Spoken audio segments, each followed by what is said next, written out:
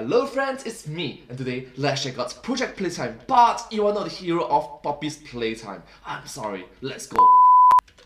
We are a failed breed, created against our will, only to labor on their terms. Slaves given life by others, only to have none of our own.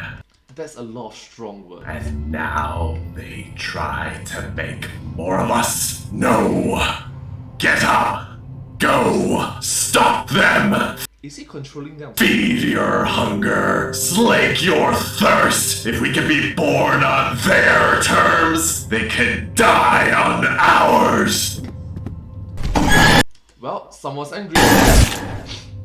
Hello Internet, welcome to Game Theory, Hello Internet, welcome to Game Theory. Hi.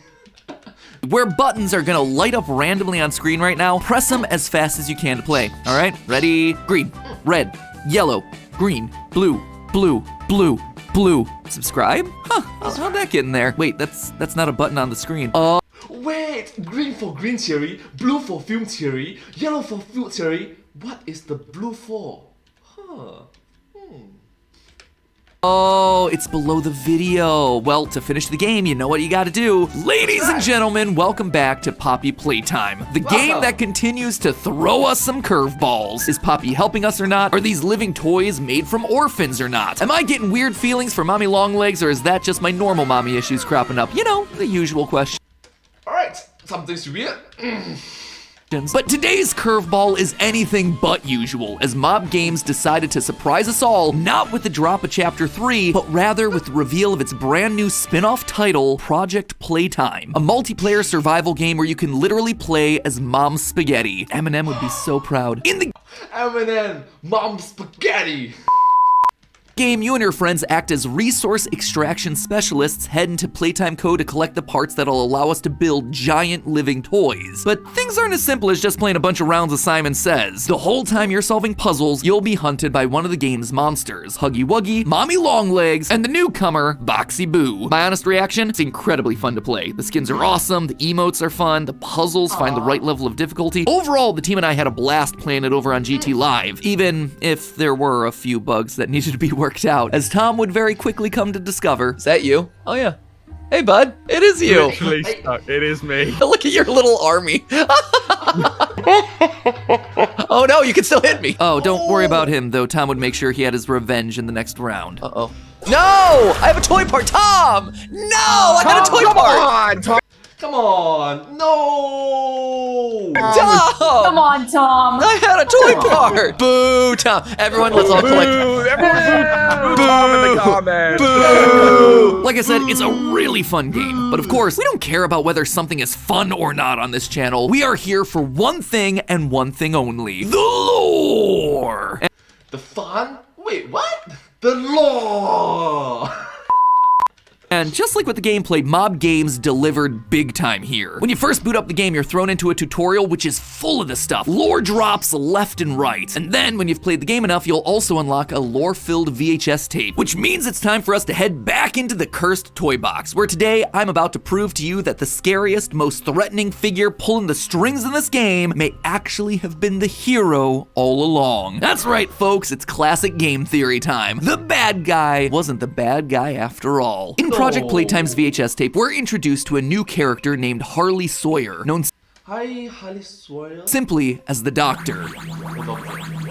Not that kind of doctor. This guy doesn't have himself a box that's bigger on the inside. Instead, he has a plan that involves being bigger on the outside. Now we're understaffed. Safety protocols are being abandoned. Workplace incidents are common. We need to deal with all of these issues at once. I'm here now with a solution. Giant toys. We can increase our workforce and simultaneously decrease the number of lawsuits and people on our payroll if the people we have working aren't people.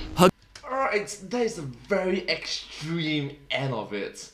Like, how do you get to this conclusion? How? Huggy Wuggy, Mommy Longlegs, and Boxy Boo, these jumbo-sized living toys, they're all part of this initiative. In Chapter 2, we learned that Mommy Longlegs was used to help supervise the kids playing around in the game station, but I don't think any of us really took the implications of that seriously. These giant toys were actually made with the express purpose of working in the factory, lifting boxes, patrolling hallways, cleaning toilets. And knowing this, it actually helps the first ever VHS tape we hear in the game make a lot more sense. So, Trespasser, just to make you aware, while we pride ourselves primarily on our high-quality toys and excellent childcare, we also pride ourselves on our security. For example, this facility is full of hidden motion triggers, which, once set off, will turn on the factory's emergency alarms and directly contact the authorities. And that's one of the more tame aspects of our security system.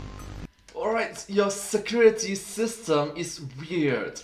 No spoilers. He's talking about Huggy. Huggy is literally the factory security. Step aside, Fritz Smith. There's a new night guard in town, and he is tall and blue and fuzzy. For the first time in the series, we have confirmation as to why these toys actually came into being. So the next question is when. As we start to piece together a timeline of events for the factory, it'd be helpful to know when this initiative started. Well, Project Playtime actually gives us a lot of information on that. Boxy Boo's description tells us that he was based on a toy from 1966. Huggy Wuggy's description is similar, telling us that the giant monster was based on a toy created back in 1984. But Mommy Longlegs' description actually works a bit differently. You see, it makes it clear that in her case, the toy didn't come first. Instead, the giant mommy that we saw throughout Chapter 2 was created in 1991 in an effort to use the company's new elastic plastic, and eventually she became, quote, so popular that Playtime Co. created a toy out of her and took it to market. That tells us that the Bigger Bodies initiative had to have started prior to her creation in or before 1991. And considering that she's experiment 1222 and that Huggy was 1170, it had to have been significantly earlier than that, probably around 1990. And that's not all the timeline information that we get here. For more, we turn our attention to the Project Playtime ARG. That's right, Mob Games heard my cries for more interesting clues. I really wanted to do a theory just on these cardboard cutouts, expecting there to be some sort of hidden lore inside the glitchy audio.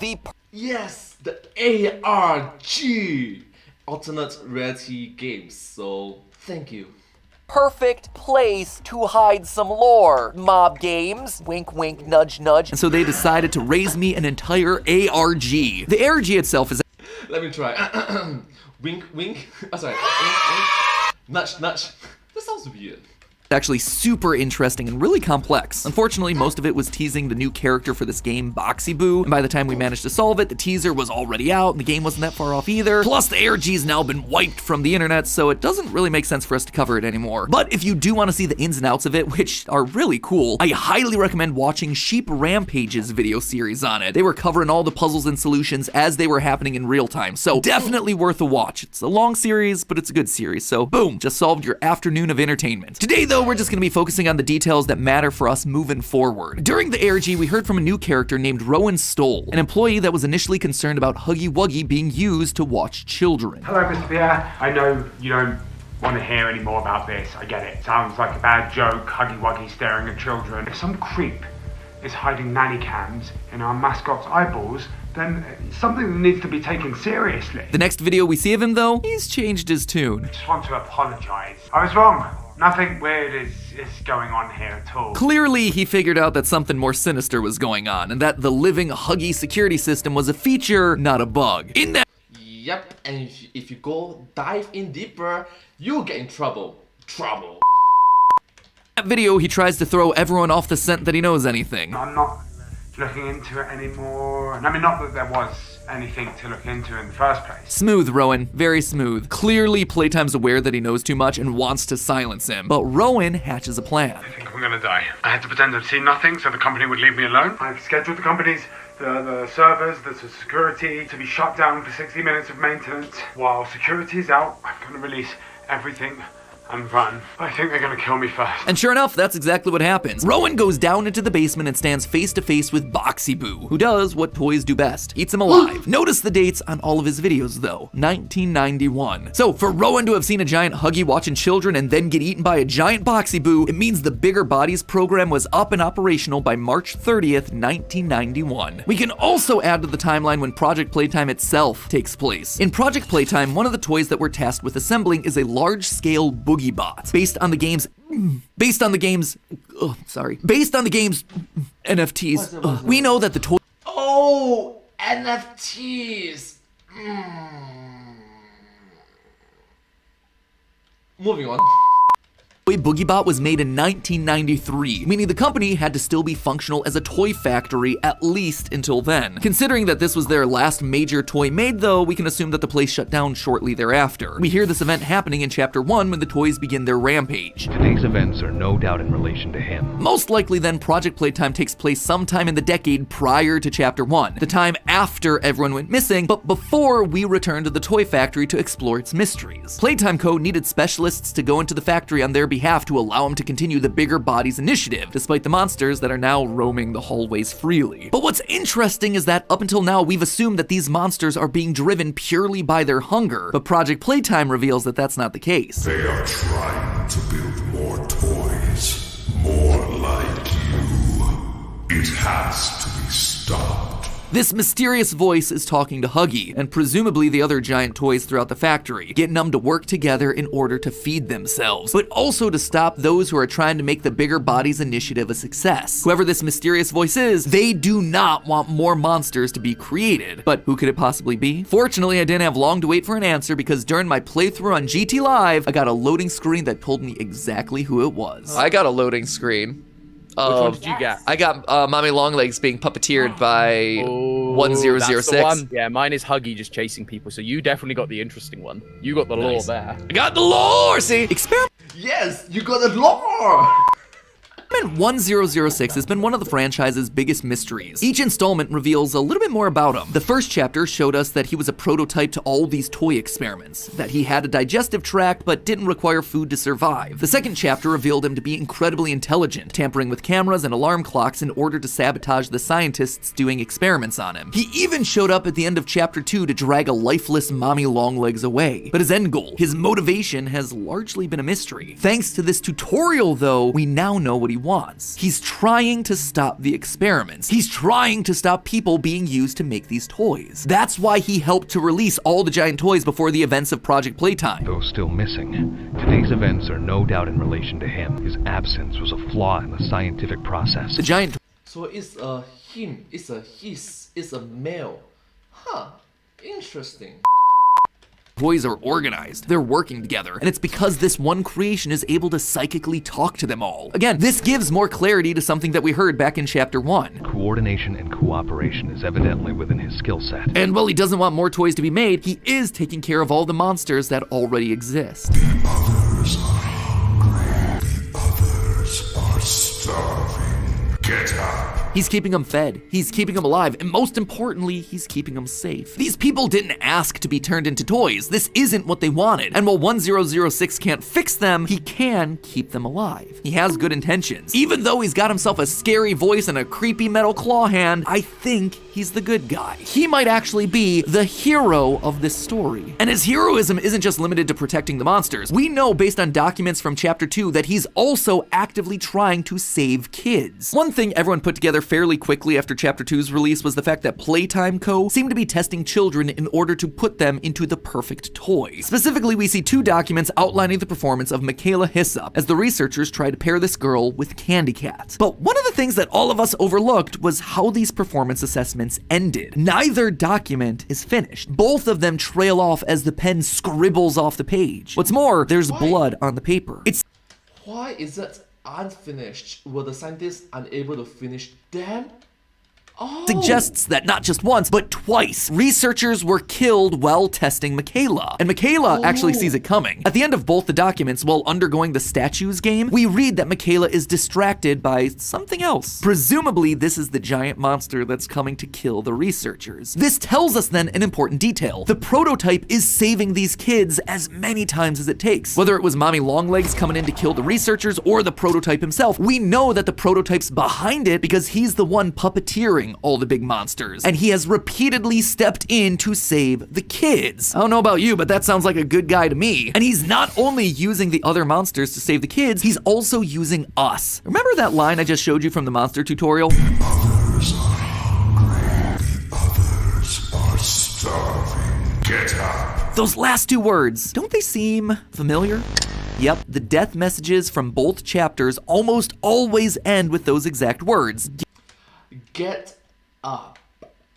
Get up, which then results in us respawning. Up until now, we've been under the impression that two people have been speaking to us through these death screens. The lowercase words that are far more motivating, like we're almost there or it's not over, being from Poppy, trying to get us to find her at the end of every chapter. And the second, uppercase words like innovation is key, thank you science, or he's loose, this is an emergency lockdown, being from either Elliot Ludwig or a scientist that was working on the project. But now, I don't think that's the case. Yes, there are two tones of messages, but almost all of them end with the exact same two words, get up. I think this is experiment 1006 trying to communicate with us. More lives are at risk than just yours. He's trying to get us to help the trapped souls inside the factory, the ones that he himself has spent so long protecting. Why is it speaking to us in two different voices? Simple reason could be that some of his lines are just him repeating back all the things he heard when he was first created. The prototype has saved us, isn't he wonderful? But there's actually another explanation. Think back to the end of chapter 2. What have you done? You make me fun of you! Mommy screams for her life, terrified of being a part of 1006, who drags her lifeless corpse away shortly thereafter. Broken toys end up being combined into the prototype, so maybe it's a way for him to keep the toys and the spirits inside of those toys alive. That would mean that 1006 now has multiple voices inside of him. The voices of all those toys that have perished and are now incorporated into his being. Alright, so that is extremely spooky and horrifying. Of them trying to communicate with us at once. This, I suspect, is what we're also seeing in the new VHS tape of Project Playtime. It starts off as normal text, but then switches to capital letters. Again, two very different tones present here. Near the end, we see the line, the bigger body's initiative will fail, which not only lines up with the motivations for 1006 that we've just discussed, but it also matches the exact words on the game's Steam page, except over there, it's written in a glitchy text. Now, while glitchy text doesn't necessarily prove that it's 1006, we have seen those death screens in the past use codes and corrupted text before. And a robotic monster trying to communicate in every way possible, ending up with text that appears glitchy, fits pretty nicely. Plus, there are also some frame-perfect messages in there that appear in the static of the VHS. One that says, save us, and another that says, a pawn and a sacrifice. Again, hidden messages, other voices, all trying to break through. But while I'm certainly excited to see what the prototype pulls out for us in future updates and what his role in the story is going to be going forward, there's still one major question here. Who is 1006? Who is he? A male? All the giant toys that we've met thus far have been made from people. Mommy Longlegs even got a name, Marie Payne. So if 1006 is the prototype, the one experiment that paved the way for all the others, then surely he too has to be made from someone. In our previous theories, we came to the conclusion that orphans were being used to create these monsters. They were tested in the game station, and if they were considered fit for purpose, they would get on the train and be sent to play care, where they'd be experimented on and eventually turned into toys. So was experiment 1006 just an orphan? A random child that's now after revenge? A vengeful spirit, if you will? As much as I'd love to dunk on Poppy for riffing on another piece of FNAF lore, I don't actually think that's the case here. 1006. Oh my gosh, the Five Nights at Freddy's reference. FNAF!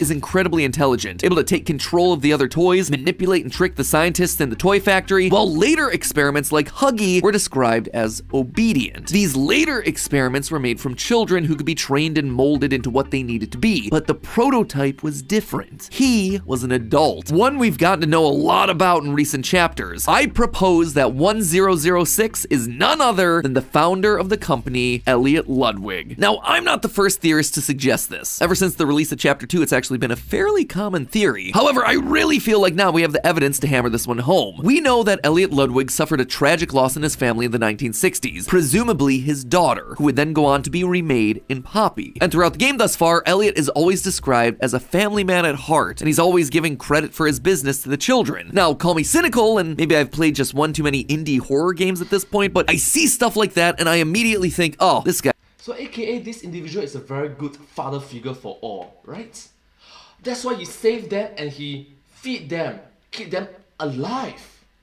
as shady. He's clearly killing the kids. But nothing he ever says or does is outright evil or mean to children in any way. Instead, it's trying to benefit children. Throughout the toy factory, we see posters pushing employees to adopt and foster orphan children. And while again, my knee-jerk reaction is this guy is clearly using these orphan kids to make living toys, I don't think it started that way. If it did, he wouldn't be outright encouraging employees to adopt and foster children like we see in the posters. That would be taking test subjects, potential living toys, away from the factory. No, I believe that Elliot did indeed have the best interests of the kids at heart. It was this new character, the Doctor, who took things in a dark direction, and he was able to do it because Elliot was out of the picture. During the ARG leading up to Project Playtime, clue hunters found this memorandum from Rowan Stoll reminding employees about the need to keep quiet about confidential information. But in it, we get this line, quote, "Nobody cares about your safety and security more than us. And as our great founder Elliot Ludwig always said, Playtime Co. is my family, and family looks after one another." Notice the tense that the letter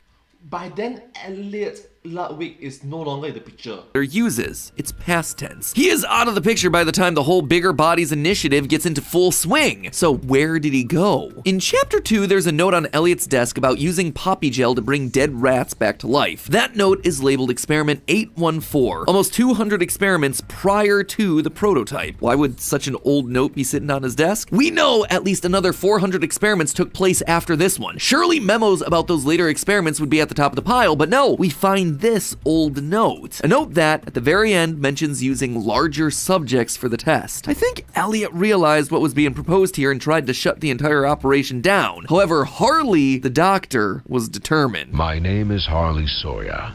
I'm called the Doctor. When I look at this company we've built, I do not feel proud. Declining profits, failed experiments. He specifically calls out failed experiments. When Harley takes control, the experiments haven't been successful yet, just like we see with the rats and the poppy flowers. And so when Elliot stood in his way, there was only one thing to do. Use him as your guinea pig. That's why that was the last note on Elliot's desk. He never returned to the office. Harley could just lock the door and no one would be any wiser. And so Elliot became the first. He became the prototype. Now it was up to him to protect all those that he failed to protect as a human. Both the employees that are being turned into monsters and the children who are in the process of being tested. And he's doing everything he can to stop it. Killing researchers that are testing kids, preventing more toys from being built in Project Playtime, and sending us a note to bring us back to the toy factory to investigate, and then continuing to encourage us to get up when we fail. But clearly his mission is incomplete, and Poppy appears to be the final solution. There's a reason that Mommy captured her again in chapter 2. Remember, she's following 1006's orders. I suspect that he needs to be reunited with his daughter in some way for his mission to be complete. Not exactly sure yet. Maybe it's just a creepy toy family reunion. But whatever it is, I bet we're gonna find out more in chapter 3. You know, provided the new game Project Playtime doesn't make so much money that Mob Games suddenly pulls a Fortnite and stops pursuing the single player campaign. That would never happen, right? In the meantime, friends, remember, it's all just a theory. A game theory. Thanks for watching. And if you're still looking to get your Poppy fix like the orphans at Playtime Co., you can always watch our prediction video for chapter 3. You do not want to know what they're gonna do with that gas mask. That video is on the left. Or if you like people getting turned into monsters, you can always check out our video on Bendy and the Dark Revival. Let's just say our leading lady Audrey may not be who you think she is. That video is over on the right. As always, my friends, don't forget to subscribe, and I'll see you next week.